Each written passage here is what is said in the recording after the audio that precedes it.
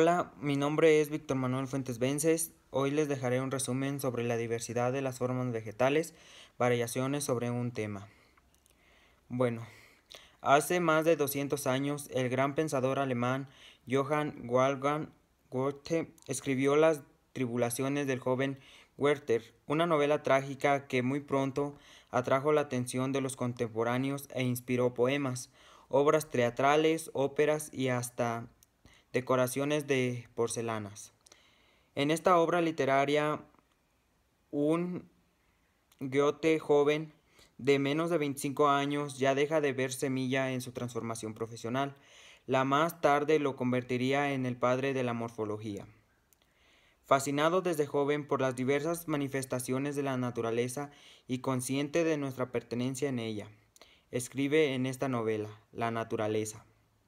Estamos envueltos y abrazados por ella, incapaces de emerger de ella e incapaces de penetrarla más profundamente.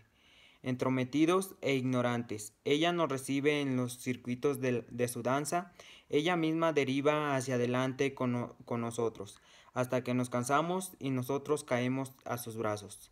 A pesar de sus éxitos literarios, Goethe decidió servir al corte de Weimar, asumiendo diversas responsabilidades, hasta que a la edad de 37 años, en una crisis de vocación, cambió de vida nuevamente. Una madrugada de 1786, decidió adoptar un nombre falso y buscar fortuna en Italia, en donde se sumergió en el estudio de la naturaleza.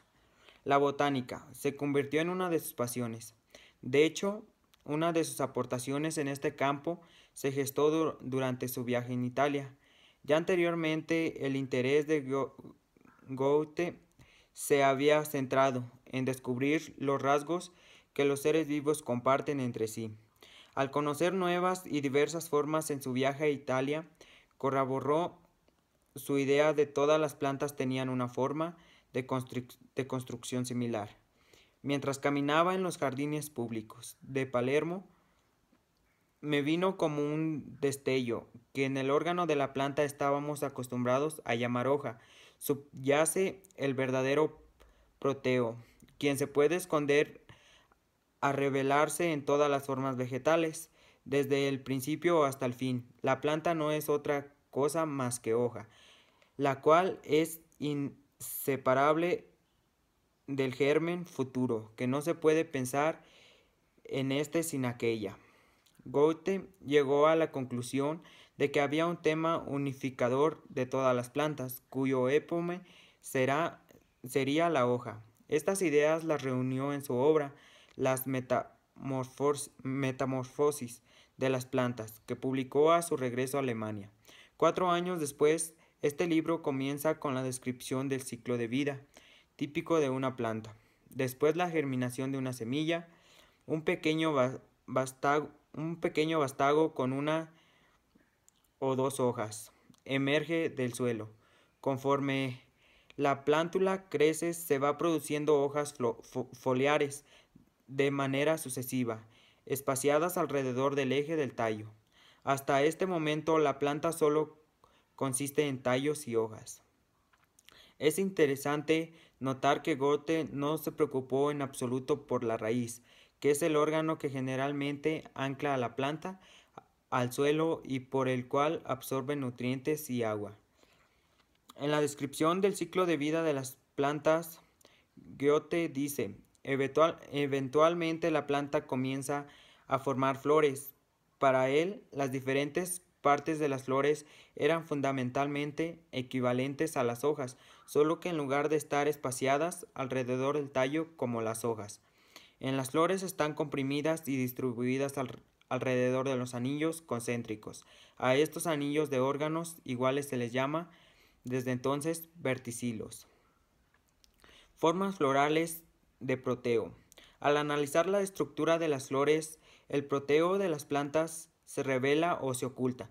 Todas las plantas con flores o angiospermas, alrededor de 250.000 especies, tienen 4 verticilos de órganos florales y generalmente presentan la periferia de la flor, el verticilo de los sépalos.